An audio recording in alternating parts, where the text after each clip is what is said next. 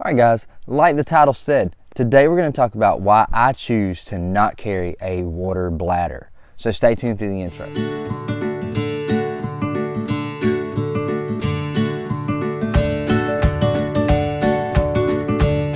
What's up?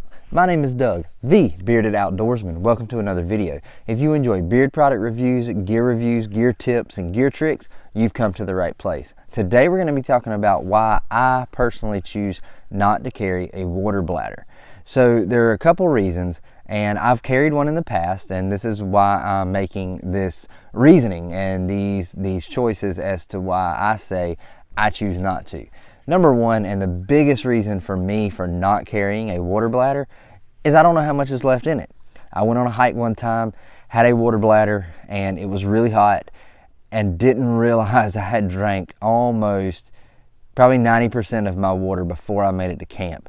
Didn't realize that, didn't stop for water anywhere, and was just taking little sips here and there, and didn't realize how much I had left, and ended up drinking almost my entire water bladder before I made it to camp. And so yeah, you don't know how much is in that water bladder as you're going. Yeah, your pack's getting a little bit lighter, but you don't realize what you've drank until you get somewhere and pull that bladder out. So the next reason I don't prefer a water bladder is because I like to take some drink mixes with me and mix up some either lemonade or Powerade or some kind of those little mixes, and it's really hard to do in that bladder. And if you do it in the bladder, then everything you drink after that tastes like watered down whatever your mix was, and it's just not really good. The next reason is if it's really cold outside, if it's below freezing, then your hose from your bladder to your mouthpiece could possibly freeze, therefore making your water bladder unusable. So if it's extreme temperatures and below freezing, then that tube could freeze. And then on the opposite end of that, if it's really hot outside, then the water that is held up in that tube from your bladder to your mouthpiece while you're hiking is going to get extremely hot.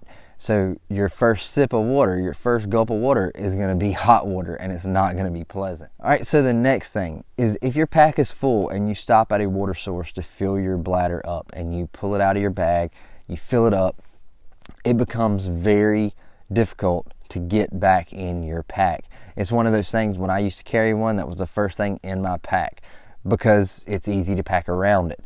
But when your pack is already full, it makes it really difficult to get that full bladder back where it belongs and in that pack. The last reason that I don't like carrying a water bladder is clean up and washing it is very tedious. Between cleaning the hose, cleaning the mouthpiece, cleaning the bladder, opening it up so it'll dry, all that kind of stuff, it's just really time consuming and really tedious. I would rather carry a 1 liter smart water bottle that I can throw away after my trip and not have to worry about it. So those are a couple reasons why I personally choose not to carry a water bladder. Take those into consideration. If you're looking into and you're on the fence about a water bladder, take those things into consideration. If you're going to be in extreme temperatures, it might be something to steer away from. If you don't like that cleanup aspect, it might be something to steer away from. So just think about those things. There are a lot of people on the trail that are carrying water bladders, and if they enjoy it, that's cool. I'm not telling anybody not to do it. I'm just telling you my reasons why I choose not to. So if you found this video helpful, hit that thumbs up button. Make sure to hit that subscribe button and click that little bell so you're notified when I drop new content. And until next time, stay bearded, get outdoors, and God bless.